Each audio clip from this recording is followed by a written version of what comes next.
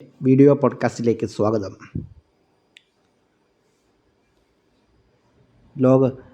എല്ലാ വനിതകൾക്കും ലോക വനിതാ ദിന ആശംസകൾ ഞാൻ നേരുന്നു.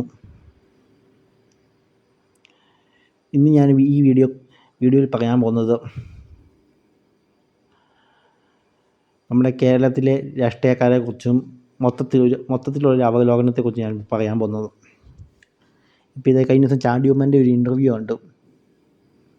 ഈ ചാണ്ടി ഉമ്മനൊക്കെ സുപ്രീം കോടതി അഭിഭാഷകനായ ചാണ്ടി ഉമ്മൻ, ഒരു വക്കീൽ, സുപ്രീം കോടതിയിൽ കേസുകൾ വാദിക്കുന്ന ഒരാൾ, അത്യാവശ്യം നല്ല ഹൈ പ്രൊഫൈലായിട്ടുള്ള ഒരു വ്യക്തി, ഉമ്മൻചാണ്ടിയുടെ മകൻ എന്ന എല്ലാ രീതിയിലുണ്ട്. അത്യാവശ്യം ഇതുണ്ട്, നല്ല ജോലിയുണ്ട്, പറയാനായിട്ടുള്ള നല്ല എല്ലാം ഉണ്ട്. എന്നിട്ടും എന്തിനാണ് അന്യമതത്തിലേക്ക് പോകുന്നത്? ശബരിമലയിൽ, അതുപോലെ പല ഉത്സവങ്ങളിൽ. ഇപ്പോൾ ഈ കഴിഞ്ഞ ദിവസം എന്തോ അവിടെ പുതുപ്പള്ളിയിൽ ഫെസ്റ്റ് നടന്നു. ചുമ്മാ കടന്ന് നിലവാരം വിട്ടുള്ള കളി. ഒരു കള്ളുടിയന്മാരെക്കാളും കഷ്ടത്തിലാണ് പുള്ളിയുടെ ഡാൻസും കളിയും. ഇത്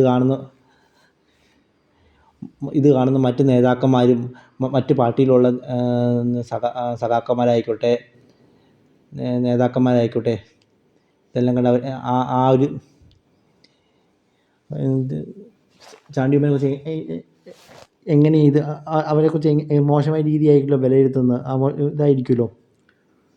ഉമ്മൻചാണ്ടി നല്ല രീതിയിൽ ഒരു 50 കൊല്ലം, 52, 55 കൊല്ലം MLA ആയിട്ട് ഭരിച്ച ആ ഒരു പാരമ്പര്യമുള്ള ഒരു ആളുടെ ഒരു മകനാണ്. അതുപോലെ കേരള മുഖ്യമന്ത്രിയായിട്ടും അത് അറിയാലോ. പക്ഷെ മകൻ എന്ന നിലയിൽ പുള്ളി തീർത്തും പരാജയമായിക്കൊണ്ടിരിക്കുകയാണ്. അത് കാണിക്കുകയാണ് ജനങ്ങളുടെ മുന്നിൽ. പുള്ളിയുടെ വില കളഞ്ഞു കുളിക്കുകയായി എന്ന്. മറ്റ് മതത്തിൻ്റെ അമ്പലങ്ങളിലും പോയും ശബരിമലയിൽ പോയിട്ടും അവിടുത്തെ ആചാരങ്ങളിൽ തൊഴുതും ക്ഷേത്രങ്ങളിൽ കയറിയും അവിടുത്തെ പ്രസാദവും വാങ്ങി. പുള്ളിക്ക് 45 വയസ്സുണ്ടല്ലോ. പുള്ളി ഈ പിള്ളേർ കളിക്കുന്ന എന്തിനാ? ഒരു ചെറിയ പ്രായമാണെങ്കിൽ പിന്നെ പോട്ടെ നോക്കാം. ഇത് ചെറിയ പ്രായമല്ല, വലിയ മുതുക്കനായി. എന്നിട്ടും പുള്ളിയുടെ കുട്ടിക്കളി മാറിയിട്ടില്ല. ഇത് തന്നെ പലരുടെയും കാര്യം. പ്രായമായി, പക്ഷേ അതനുസരിച്ചുള്ള കുട്ടിക്കളിയോ കാര്യങ്ങളോ ഒന്നും മാറിയിട്ടില്ല. അത് പക്വതയോ ഒന്നും വന്നിട്ടില്ല. ഉമ്മൻചാണ്ടിയൊക്കെ എന്ത് നന്നായിട്ടാണ് രാഷ്ട്രീയ ജീവിതം നയിച്ചു കൊണ്ടുപോയത്. എന്ത് നല്ല സ്റ്റാൻഡേർഡായിട്ടാണ് പോയത്. പുള്ളി ഒരു മതത്തിൻ്റെ ഇതിലൊന്നും പോയിട്ട് ഒരു ക്ഷേത്രത്തിലോ കാര്യങ്ങൾ പുള്ളിയുടെ ആ സ്റ്റാൻഡിൽ ഞായറാഴ്ച എല്ലാ ദിവസവും രാവിലെ പള്ളിയിലും പോവും. 7 മണിക്ക് കുർബാനയ്ക്കും പങ്കെടുക്കും. പുള്ളിയുടേതായൊരു മാന്യതയും പക്വതയും കാണിക്കുന്നുണ്ട്. ഒരു വലിയ അലമ്പോ കാര്യങ്ങളോ ഒന്നുമില്ല. പക്ഷെ മക്കളൊക്കെ ഫുൾ അലമ്പായി. ചാണ്ടി ഉമ്മനാണെങ്കിൽ ഫുൾ അലമ്പൊക്കെ കാണിച്ച് പുള്ളിയുടേതായ വില കളഞ്ഞു കുളിക്കുകയെന്ന്. ഇത്രയും പഠിച്ച് വിദ്യാഭ്യാസം ഉണ്ടല്ലോ. വിദ്യാഭ്യാസം ഇല്ലെങ്കിൽ പിന്നെയും പോട്ടെ. ഇത് വലിയ സുപ്രീം കോടതി അഭിഭാഷകൻ. എന്നിട്ടും ഈ തരം താഴ്ന്ന കളികളാണ് കളിക്കുന്നത്. എന്തിനാണ് ഇത്രയും വിദ്യാഭ്യാസവും കാര്യം? കേരളം ഇത്രയും വിദ്യാസമ്പന്നരും 100% സാക്ഷരതയുള്ള ഈ കേരളത്തിൽ കടന്ന് കളിക്കുന്ന കളി, അവർ വലിയ ഉയർന്ന ഉദ്യോഗസ്ഥന്മാരും അവരൊക്കെ ഓരോ മതത്തിൻ്റെ ചട്ടക്കൂട്ടിൽ കിടന്ന് ഇണ വരയ്ക്കുന്നത് കാണുമ്പോൾ കഷ്ടം തോന്നുന്നുണ്ട്. വിദ്യാഭ്യാസം ഉണ്ടല്ലോ, സ്വന്തം കാര്യം നോക്കി ജീവിക്കാനുള്ള പ്രാപ്തിയാണ് നമ്മൾ വിദ്യാഭ്യാസത്തിലൂടെ നമ്മൾ നേടിയെടുക്കേണ്ടത്. അതാവുമ്പോൾ നമ്മളിപ്പോൾ ഡിഗ്രി പഠിച്ചാലും, ഡിഗ്രി ആയിക്കോട്ടെ, PG ആയിക്കോട്ടെ, PhD എടുത്താലും, ഡോക്ടറേറ്റ് നേടിയ വലിയ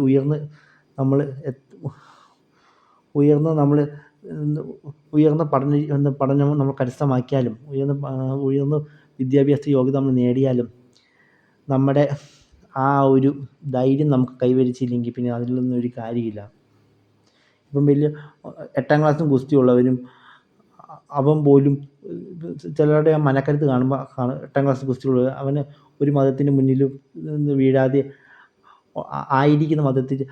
ആയിരിക്കുന്ന ആ മതത്തിൻ്റെ ചടങ്ങുകളും കാര്യങ്ങളും തിരുക്കർമ്മങ്ങളും അതിൽ പങ്കെടുത്ത് ഒന്നും അമിതമാവാതെ പള്ളിയിലും പോയി, ഹിന്ദുക്കളാണെങ്കിൽ അമ്പലത്തിൽ പോയി, മുസ്ലിംസ് ആണെങ്കിൽ ഇങ്ങനെ പള്ളിയിൽ പോയിട്ട് നിസ്കരിക്കുകയും ഒന്നും വലിയ അമിതമല്ലാതെ നല്ല രീതിയിൽ ജീവിച്ചു പോകുന്ന ഒരുപാട് പേരുണ്ട്.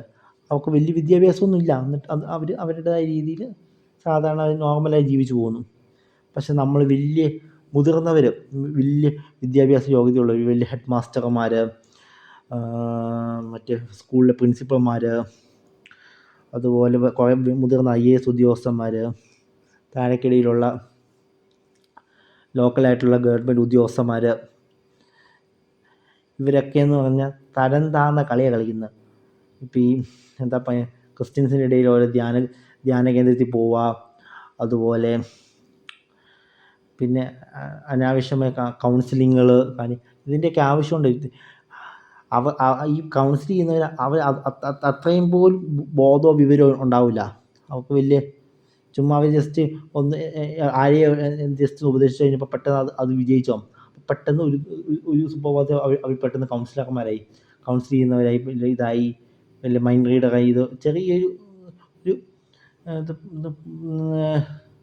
ചക്ക വീണ് മുയൽ എത്തുന്ന പോലെയാണ് അവരുടെ എല്ലാം കാര്യം. അതൊന്നുമല്ല. പക്ഷെ ഈ വലിയ ഉയർന്ന വിദ്യാഭ്യാസമുള്ളവരും വലിയ സമ്പന്നരും ആയിക്കോട്ടെ, വലിയ മുതിർന്ന ഉദ്യോഗസ്ഥന്മാരും ഒക്കെ വലിയ രാഷ്ട്രീയക്കാരൊക്കെ ഇവരുടെ മുന്നിൽ ഇങ്ങനെ കുമ്പിട്ട് നിൽക്കുമ്പോൾ, ഇവരുടെ കാലിൽ ഇങ്ങനെ കുമ്പിട്ട് നിൽക്കുമ്പോൾ ഇത് പറയുമ്പോൾ നമുക്കൊരു കഷ്ടം തോന്നുന്നുണ്ട്. ഇത്രയും വിദ്യാഭ്യാസം നേടിയിട്ടും ഇത്രയും വലിയ നല്ല ഉയർന്ന ജോലി ഉള്ളവർ പോലും ഇവരുടെയൊക്കെ ഇവരുടെ ഈ ഒരു നക്കാപ്പിച്ച കളികളുടെ മുന്നിൽ വീണു പോകുന്നത് നോക്കുമ്പോൾ കഷ്ടം തോന്നുന്നുണ്ട്. പിന്നെ എന്തിനാണ് ഇവനൊക്കെ പഠിച്ചതും വലിയ ഉയർന്ന ജോലി നേടിയതുകൊണ്ട് ഇവനെ ഇതുകൊണ്ട് എന്താണ് ഇവന് ഉപയോഗം? ശരിക്കും പറഞ്ഞാൽ നല്ലൊരു വിദ്യാഭ്യാസം നേടുമ്പോൾ നമ്മളെ തന്നെയാണ്, നമ്മുടെ മനസ്സിനെ കരുത്ത് നൽകാനും, അതുപോലെ നമ്മുടെ നല്ല ആരുടെ മുന്നിൽ കീഴ്പ്പെടാതെ നല്ല അന്തസ്സായിട്ട് ജീവിക്കാനാണ് നമ്മളൊരു വിദ്യാഭ്യാസം നേടുന്നത്, ഉയർന്ന വിദ്യാഭ്യാസ യോഗ്യത നമ്മൾ നേടുന്നത്. ആരുടെ മുന്നിൽ കൂഞ്ഞാതെ. ഇപ്പം കണ്ടില്ലേ, ഒരു മാധ്യമപ്രവർത്തക കണ്ടില്ലേ, ഇംഗ്ലീഷ് പറയാൻ വേണ്ടി പപ്പ വെക്കുന്നു, കൂട്ടി വായിക്കാൻ അറിയാതെ, അതിൻ്റെ അർത്ഥം മനസ്സിലാകാതെ അവിടെ കിടന്ന് പപ്പന്ന് വെപ്രാളപ്പെടുന്ന കണ്ടു. ന്യൂസിൻ്റെ അവിടെ അവരുടെ സമയത്ത് കടന്ന് ന്യൂസ് ലൈവിൻ്റെ സമയത്ത് ലൈവ് പോയിക്കൊണ്ടിരിക്കുക, അവിടെ കിടന്ന് പപ്പാന്ന് അടിച്ചുകൊണ്ടിരിക്കുക. ആ ചാനലിൻ്റെ മുതലാളി നല്ല കിണ്ണം കാശ് ഇംഗ്ലീഷ് പറഞ്ഞുകൊണ്ടിരിക്കുക. കണ്ടില്ലേ, പപ്പാന്ന് വെക്കുന്ന കണ്ടില്ലേ? ഇത്രയേ ഉള്ളൂ. അടിസ്ഥാനപരമായ ഒരു വിദ്യാഭ്യാസ യോഗ്യത നമ്മൾ നേടിയിരിക്കണം. ഇംഗ്ലീഷ് പഠിക്കേണ്ട സമയത്ത് നമ്മൾ പഠിച്ചിരിക്കണം. നല്ല പ്രൊനൗൺസിയേഷൻ ഉള്ള, നല്ല സ്ഫുടതയുള്ള, നല്ല രീതിയിൽ നമ്മളെ ഭാഷകൾ പഠിച്ചിരിക്കണം. അത് പ്രത്യേകിച്ച് ഇംഗ്ലീഷ് നല്ല പ്രൊനൗൺസിയേഷനോടുകൂടി, നല്ല സ്ഫുടതയോടുകൂടി വേണം അത് പഠിച്ചെടുക്കാൻ. കൃത്യമായിട്ട് അതിൻ്റെ അർത്ഥം മനസ്സിലാക്കി അത് കൂട്ടി വായിച്ച് അതിൻ്റെ അർത്ഥം മനസ്സിലാക്കാൻ ഇപ്പോഴും പല മഹാന്മാർക്കും കൂട്ടി വായിച്ച് അതിൻ്റെ ചില വാക്കിൻ്റെ ഒക്കെ അർത്ഥമായും അറിയാത്ത ടീമുകളുണ്ട്. ആ പേരൊന്നും പറയുന്നില്ല. അപ്പോൾ അവരെയൊക്കെ നമുക്ക് പറഞ്ഞിട്ട് കഷ്ടമായി തോന്നുന്നു. അവരൊക്കെ വലിയ ഉദ്യോഗസ്ഥരും, വലിയ സർക്കാർ ഉദ്യോഗസ്ഥന്മാരും, വലിയ IAS ഉദ്യോഗസ്ഥന്മാരൊക്കെ ആണ്. അവരുടെയൊക്കെ കാര്യം നോക്കുമ്പോൾ കഷ്ടമെന്ന് തോന്നുന്നു. അവർക്ക് വേഗം ഇതിനു വേണ്ടി ഇങ്ങനെ തല കുനിക്കുന്നത് കാണുമ്പോൾ കഷ്ടം തോന്നുന്നുണ്ട്. നമ്മൾ ഒന്നിൻ്റെ മുന്നിൽ കീഴ്പ്പെടാൻ പാടില്ല. നമ്മൾ വിദ്യാഭ്യാസം നേടുന്നതും, നമ്മൾ ഉയർന്ന ഉദ്യോഗം നേടുന്നതും ആരുടെ മുന്നിൽ കീഴ്പ്പെടാതെ തന്നെ തൻ്റെത്തോടെ ഈ സമൂഹത്തിൽ ജീവിക്കാനാണ് നമ്മൾ ഇതെല്ലാം നമ്മൾ നേടിയെടുക്കുന്നതും, ഇതെല്ലാം നമ്മൾ കൈവരിക്കുന്നതും. അല്ലാതെ ഇവൻ്റെയൊക്കെ മുന്നിൽ ഓച്ചാനിച്ച് നിൽക്കാനല്ല. അല്ലാതെ ഇവൻ്റെയൊക്കെ നക്കാപ്പിച്ച കാശ് കൊണ്ട്, ഈ രാഷ്ട്രീയക്കാരുടെ നക്കാപ്പിച്ച കാശ് കൊണ്ടോ മറ്റേ ഇവൻ്റെ ഔദാര്യം കൊണ്ടോ നമ്മൾ ജീവിക്കാനല്ല ഇതൊക്കെ നമ്മൾ പഠിക്കുന്നത്. നമ്മൾ തൻ്റെ ഇടത്തോടെ പണം വേണം, ജീവിക്കാൻ ഇച്ചിരി പണം വേണം. പക്ഷേ നമ്മൾ അമിതമായി നമ്മൾ പണത്തിൻ്റെ പുറകെ പോകരുത്. അത് പോകുമ്പോൾ നമ്മുടേതായ വ്യക്തിത്വമൊക്കെ അവിടെ നഷ്ടപ്പെടും. അതാ പറയുന്നത്. അതുകൊണ്ട് അതിൻ്റെതായ ഒന്നിൻ്റെ പുറകെ അമിതമായി പോകരുത്. നമ്മൾ നമ്മുടേതായ സ്റ്റാൻഡിൽ നിൽക്കണം. അതാണ് എനിക്ക് പറയാനുള്ളത്. ഇവിടെ പലരുടെ അവസ്ഥ നോക്കുമ്പോൾ കഷ്ടം തോന്നുന്നുണ്ട്. പല വലിയ വലിയ മുതിർന്ന ഉദ്യോഗസ്ഥന്മാർ, വലിയ വലിയ മാധ്യമ പ്രവർത്തകർ, ഇവരൊക്കെ പലതിന് മുന്നിൽ കീഴ്പ്പെടുന്നതും പലതിന് മുന്നിൽ മുട്ടടിക്കുകയും മുട്ടുകുത്തുകയും മുട്ടുകടന്ന് വിറയ്ക്കുകയൊക്കെ ചെയ്യുന്നവരുടെയൊക്കെ കാര്യം നോക്കുമ്പോൾ കഷ്ടം തോന്നുന്നുണ്ട്. എന്ത് ചെയ്യാൻ, നമ്മുടെ നാടിൻ്റെ അവസ്ഥ ഇതായിപ്പോയി. അതുപോലെ തന്നെ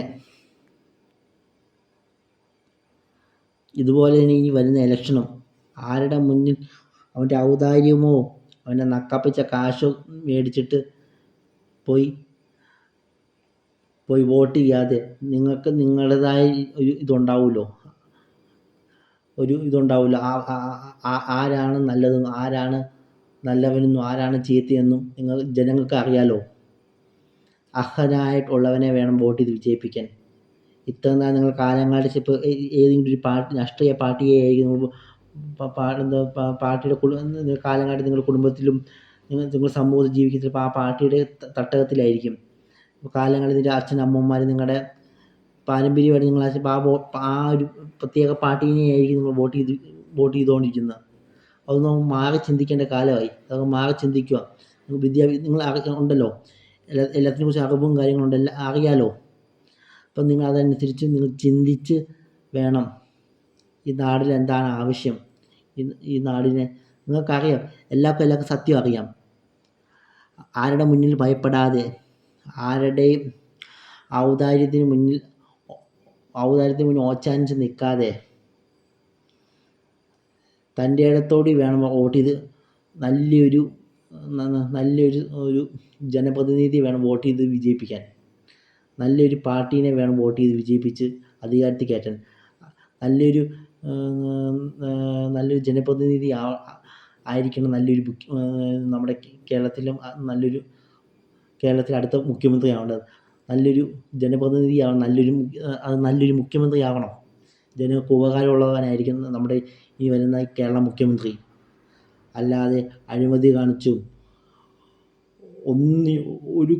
ഒരു ചുക്കും ചുണ്ണാമ്പും അറിയാത്തവനെയൊക്കെ പിടിച്ച് മുഖ്യമന്ത്രി കസേരയിൽ ഇരുത്തിയാൽ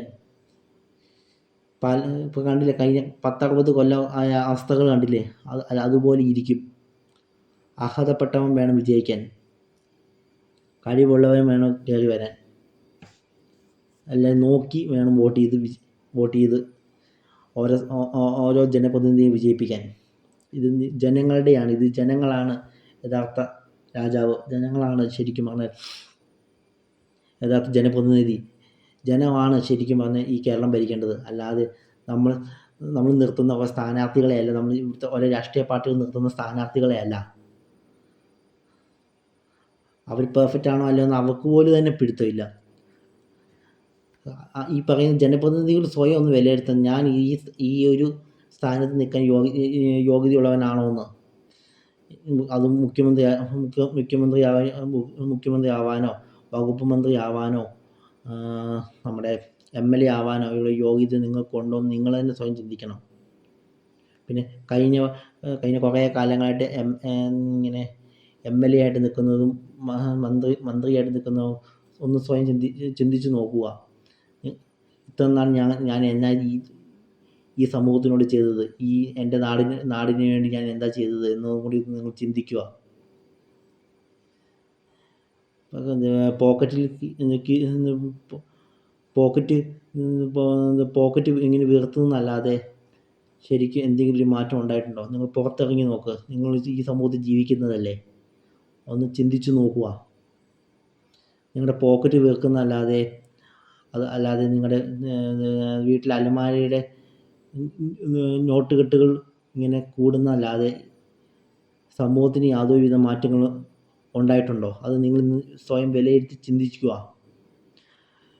നോട്ടുകെട്ടുകൾ ഉയരുകയാണോ സമൂഹത്തിൻ്റെ തെറ്റുകൾ ഉയരുകയാണ് ചെയ്യുന്നതെന്ന് സ്വയം വിലയിരുത്തിയാൽ മതി. അപ്പം നിങ്ങൾക്ക് മനസ്സിലാവും. അപ്പം നിങ്ങൾക്ക് നിങ്ങളെ തന്നെ ഒരു മനസ്സിലായിക്കോളും. എവിടെയാണ് പാളിയതെന്നും എവിടെയാണ് ശരിയാവേണ്ടതെന്നും നിങ്ങൾക്ക് തന്നെ മനസ്സിലാവും. അതുകൊണ്ട് എല്ലാ ജനപ്രതിനിധികൾ സൂക്ഷിക്കുക. നിങ്ങൾ സ്ഥാനാർത്ഥിയായി നിൽക്കാൻ നിങ്ങൾ യോഗ്യനാണോ, യോഗ്യതയുള്ളവനാണോ അല്ലെങ്കിൽ ഒന്ന് നിങ്ങൾ തന്നെ തീരുമാനിക്കുക. അതൊരു സ്ത്രീ ആയിക്കോട്ടെ പുരുഷനായിക്കോട്ടെ, നിങ്ങളൊന്ന് സ്വയം ചിന്തിക്കുക. അത്രേ എനിക്ക് പറയാനുള്ളൂ. ഇപ്പം നാളെ ലോക വനിതാ ദിനം. എല്ലാവർക്കും വനിതാ ദിനാശംസകൾ നേരുന്നു. എല്ലാ സ്ത്രീകൾക്കും ലോക വനിതാ ദിനാശംസകൾ ഞാൻ നേരുന്നു. സ്ത്രീകൾ ഉയർന്നു വരുന്ന സമൂഹത്തിൽ ഇപ്പം ഇലക്ഷൻ ആണെങ്കിലും ഇപ്പം നമ്മുടെ ഇവിടെ ഇപ്പോൾ കൂടുതൽ സ്ത്രീ പ്രാതിനിധ്യം പല മണ്ഡലങ്ങളിലുണ്ട്. എല്ലാം കൂടുതൽ സ്ത്രീകൾ മത്സരിക്കുന്നുണ്ട്. ഇനിയിപ്പോൾ അടുത്തത് ഇപ്പോൾ ശൈലജ ടീച്ചർ കേരള മുഖ്യമന്ത്രി ആവാൻ വേണ്ടി പാർട്ടി പറയുന്നുണ്ട്. അത് പുള്ളിക്കാരിക്ക് ആകണമെന്ന് ആഗ്രഹമുണ്ട്. വന്നാൽ നല്ലതായിരിക്കും. പക്ഷെ പുള്ളിക്കാരത്തി ഇലക്ഷൻ മത്സരിക്കുന്നുണ്ടെന്ന് പറയുന്നത് എനിക്കൊന്ന് പേരാവൂർ ആ ഭാഗത്താണെന്ന് മത്സരിക്കുന്നു തോന്നുന്നു. അറിയത്തില്ല. അതിന് തിരഞ്ഞെടുപ്പ് തീയതി പ്രഖ്യാപിച്ചില്ലല്ലോ. അപ്പോൾ വരും ദിവസങ്ങളിൽ നമുക്ക് കാണാം. പിന്നെ ഇവിടെ നമ്മുടെ കല്യാണങ്ങളെ കുറിച്ചാണ് ഇനി അടുത്ത് സംസാരിക്കുന്നത്. ചെക്കനും പെണ്ണും കല്യാണം കഴിക്കാൻ പോകുന്ന ചെക്കനായിക്കോട്ടെ പെണ്ണായിക്കോട്ടെ, അച്ഛന് സ്ത്രീ ആയിക്കോട്ടെ പുരുഷനായിക്കോട്ടെ ആരായിക്കോട്ടെ, കല്യാണം കഴിക്കുമ്പോൾ അവരുടെ കുടുംബക്കാരും പെണ്ണിൻ്റെ വീട്ടുകാരായിക്കോട്ടെ ചെക്കൻ്റെ വീട്ടുകാരായിക്കോട്ടെ അമിതമായി അളിഞ്ഞു കയറി ഇപ്പം പെണ്ണ് വീട്ടുകാർ ചെക്കൻ്റെ വീട്ടിലേക്ക് അമിതമായ വലിയ ഭരണമായിട്ട് കടന്നാൽ അത് വലിയൊരു പ്രശ്നമാണ്. അത് നല്ലതല്ല. അത് തിരിച്ചും ആൺപിള്ളേർ ഇപ്പം നമ്മുടെ നാട്ടിൽ കണ്ടുവരുന്നൊരു ട്രെൻഡ് എന്ന് വെച്ചാൽ ആണുങ്ങൾ പ്രത്യേകിച്ച് ചെക്കന്മാരും ഭർത്താക്കന്മാരും ഒക്കെ ഭാര്യയുടെ വീട്ടിൽ കഴിയുന്നത്. ഇതാണ് ഞാൻ പറയാൻ വരുന്ന കാര്യം. ഇതൊരു വലിയ സാമൂഹിക വിപത്തായി മാറിക്കൊണ്ടിരിക്കുകയാണ്. ഇപ്പം ഭർത്താക്കന്മാർ പ്രത്യേകിച്ച് പുരുഷന്മാർ ഒരു സ്ത്രീയുടെ വീട്ടിൽ താമസിക്കുന്നു, അവൻ്റെ ഭാര്യയുടെ വീട്ടിൽ താമസിക്കുന്നു. ഒരു ചെക്കനാണെങ്കിൽ പെണ്ണിൻ്റെ വീട്ടിൽ കഴിയുന്നു. പെണ്ണിൻ്റെ വീട്ടിലെ ചോറും ഇതും ഉണ്ട് അവിടെ കഴിയുന്നു. ഒരു മാംസപിണ്ഡമായി അവിടെ കഴിയുന്നു പല പുരുഷന്മാരും പല ആണുങ്ങളും. ഇതിന് ഒരു മാറ്റം വന്നേ പറ്റൂ. ഇത് നമ്മൾ വലിയ കായികപരമായി നമ്മൾ നേരിട്ടാൽ ഇത് ശരിയാവില്ല. നമ്മളിത് ബുദ്ധിപരമായ രീതി വേണം ഇതിനെ നേരിടാൻ. ബുദ്ധിയും തന്ത്രങ്ങളും ഉപയോഗിച്ച് വേണം ഇതിനെ നേരിടാൻ. പെണ്ണുങ്ങൾ പല മോഹലാസ്യങ്ങളും പല ഓഫറുകളും കാര്യങ്ങളും ചിലപ്പോൾ മാടി വിളിക്കും. പല കയ്യും കാലും കാണിച്ച് പല ആംഗ്യങ്ങളും കാണിച്ച് ചിലപ്പം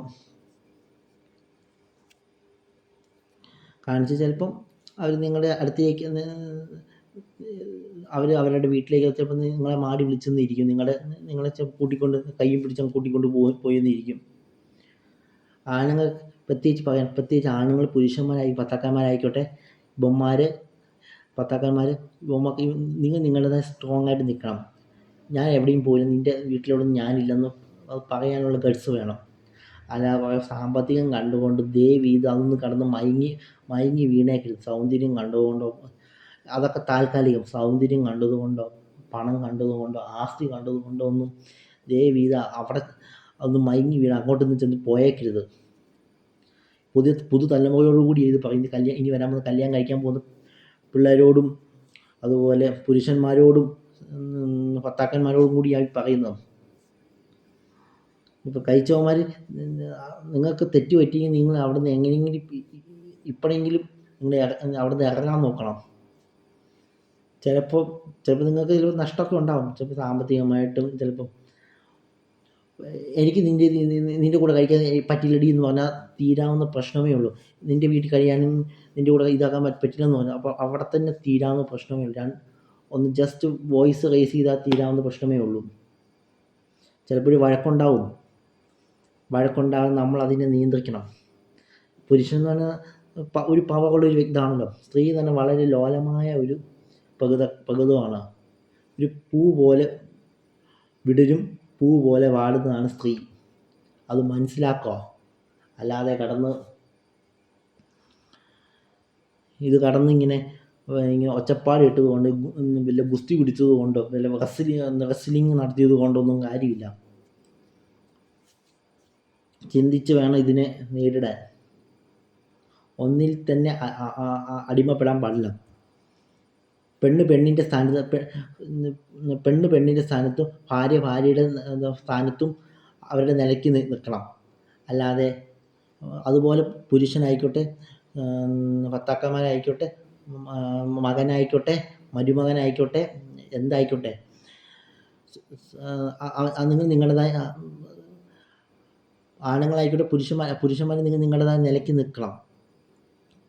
ഒന്ന് അങ്ങോട്ട് അളിഞ്ഞു കയറി രണ്ട് പേര് പരസ്പരം അങ്ങോട്ട് അളിഞ്ഞു കയറാതിരുന്നാൽ ഒരു കുഴപ്പമില്ല. സ്റ്റാൻഡേർഡായിട്ട് ഇരുന്നാൽ ഒരു കുഴപ്പമില്ല. എത്ര നന്നായിട്ട് ദാമ്പത്യ ജീവിതം നല്ല രീതിയിൽ പോയിക്കൊണ്ട് പോകുന്നു. പിന്നെ സ്വന്തം ഭാര്യ തൻ്റെ എല്ലാ ആഴ്ചയും ആഴ്ച അവസാനമാകുമ്പോൾ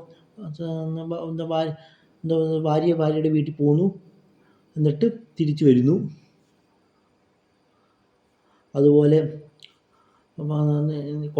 ഇടയ്ക്ക് കൊണ്ടുവിടുന്നുമുണ്ട്. നല്ല രീതിയിൽ ദാമ്പത്യ ജീവിതം വലിയ ഓവറാകാതെ എത്രയും നല്ല ദാമ്പത്യ ജീവിതം നയിച്ചു പോകുന്നു. മക്കളെയും ഇടയ്ക്ക് അമ്മയുടെ സ്വന്തം ഭാര്യയുടെ വീട്ടിൽ വിടുന്നു. അപ്പോൾ അവൾക്കാകുമ്പോൾ അമ്മ വീട്ടുകാരുമായിട്ട് നല്ലൊരു കമ്പനിയാവും. ഇത് പറ്റിയതെന്ന് വെച്ചാൽ ഇപ്പം വലിയ തോതിൽ പെണ്ണുങ്ങൾ കടന്ന് വലിയ തോതിൽ ഇപ്പം ആണുങ്ങൾ മൊണ്ണകളായിക്കൊണ്ടിരിക്കുന്നു എന്ന് പെണ്ണുങ്ങൾക്ക് ഇപ്പം മനസ്സിലായി തുടങ്ങി. അതാണ് ഈ പ്രശ്നങ്ങൾക്കെല്ലാം കാരണം. പെണ്ണുങ്ങൾക്ക് ഇപ്പോൾ ഒരു പവർ മീൻസ് പെണ്ണുങ്ങൾ ഇപ്പോൾ ആണുങ്ങൾ എല്ലാം ഇതാണ് കള്ളുകുടിയും പുകവലിയും ഇപ്പം പണിയൊന്നും ചെയ്യാൻ അറിയത്തുണ്ടാവില്ലല്ലോ. ഇപ്പം ഇതാകുമ്പോൾ എല്ലാ വീട്ടിലും എല്ലാവരും ഇപ്പം എല്ലാ അമ്മമാരെയും പണിയെടുപ്പിച്ചൊന്നും ഇല്ലല്ലോ. അപ്പം എല്ലാത്തിനെക്കുറിച്ച് വല്ല അറിവും പാചകവും അതൊന്നും അറിയില്ലല്ലോ. അപ്പം അതിൻ്റേതായ കുറേ പ്രശ്നങ്ങളും കാര്യങ്ങളും ഉണ്ടാവും. ഒന്ന് അഡ്ജസ്റ്റ് ചെയ്യാനൊക്കെ ഇച്ചിരി പാടായിരിക്കും. അതുകൊണ്ടാണ് പെണ്ണുങ്ങളുടേതായ രീതിയിൽ പെണ്ണുങ്ങൾ എപ്പോഴും ഒരു ഡൗട്ടോടു കൂടി ഇരിക്കുന്ന ഒരു ക്യാരക്ടറാണ് അവരുടെ. എപ്പോഴും സംശയമായിരിക്കും. നാളെ എന്ത് ചെയ്യും, എപ്പോഴും അതിനെ ഓർത്ത് വേവലാതിയും ആകുലതയൊക്കെ ആയിരിക്കും. പക്ഷെ ആണുങ്ങൾ അങ്ങനെയല്ല. നാളെ ആയിട്ട് പോരെ നമുക്കതിനെക്കുറിച്ച് ചിന്തിക്കാൻ. അതാണ് ആണുങ്ങളുടെ ടൈപ്പ്. അതിനെക്കുറിച്ച് നമ്മൾ വേവലാതിപ്പെട്ടിട്ട് കാര്യമില്ല. നാളെ തുടങ്ങുമ്പോൾ ബാക്കി നമ്മൾ തീരുമാനിച്ചങ്ങ് പോകുന്നു. അല്ലാതെ നമ്മൾ കുറേ എന്നാൽ ചിന്തിച്ച് അതിനെക്കുറിച്ച് സെൽഫ് സ്റ്റഡിയും ചെയ്ത് ഇങ്ങനെ ഇരിക്കാൻ ആണുങ്ങളെക്കൊണ്ട് പറ്റില്ല. പെണ്ണുങ്ങളാണ് അതിനെക്കുറിച്ച് അതിങ്ങനെ വെറുതെ ഇരിക്കുന്നുള്ളതുകൊണ്ട് അവരുടെ മനസ്സങ്ങനെയായി. പിന്നെ പറഞ്ഞിട്ട് കാര്യമില്ല. എങ്ങനെ കുത്തിത്തിരിപ്പുണ്ടാക്കണം എന്നൊരു ചിന്തയാണ്. ഇതാണ് പല കാര്യം. ഇതിനെയൊക്കെ മുള്ളിനെ മുള്ളുകൊണ്ട് എടുക്കണം എന്ന് പറയുന്നത്. ഇതൊക്കെ ഒരു നൈസായിട്ട് അങ്ങോട്ട് ഒഴിവാക്കി വിടേണ്ട കേസുകളാണ്. ഇതിൻ്റെയൊക്കെ ഇങ്ങനെ പറയുന്നത് കാണുമ്പോൾ നമുക്കും ഒരു വിഷമമുണ്ട്. ഇങ്ങനെയൊക്കെ അവസ്ഥ കാണുമ്പോൾ പലരുടെയും അവസ്ഥ നോക്കുമ്പോൾ സങ്കടമാണ് തോന്നുന്നു. കിടന്ന് ഭാര്യയുടെ വീട്ടിലും പെണ്ണിൻ്റെ വീട്ടിൽ കിടന്ന് കളിക്കുന്ന കളി ഒരാണുങ്ങൾ പാവങ്ങൾ ആയ കാലത്ത് നല്ല ആടിപ്പാടി അടിച്ചു പൊളിച്ച് നടന്നവർ ഇപ്പം കിടന്ന് ഇങ്ങനെ വീട് അടിച്ചു വാരി തുടയ്ക്കുന്നു. എന്താ കഷ്ടം തോന്നുന്നുണ്ട്. സ്റ്റാൻഡേർഡ് പോയി കഴിഞ്ഞാൽ പിന്നെ എന്നാ ചെയ്യാൻ പറ്റും?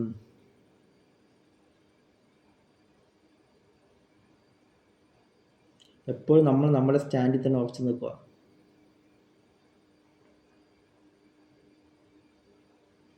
ഇത്രയേ ഉള്ളൂ. ഇതോടുകൂടി ഞാൻ എൻ്റെ വീഡിയോ പോഡ്കാസ്റ്റ് നിർത്തുന്നു. നന്ദി, നമസ്കാരം.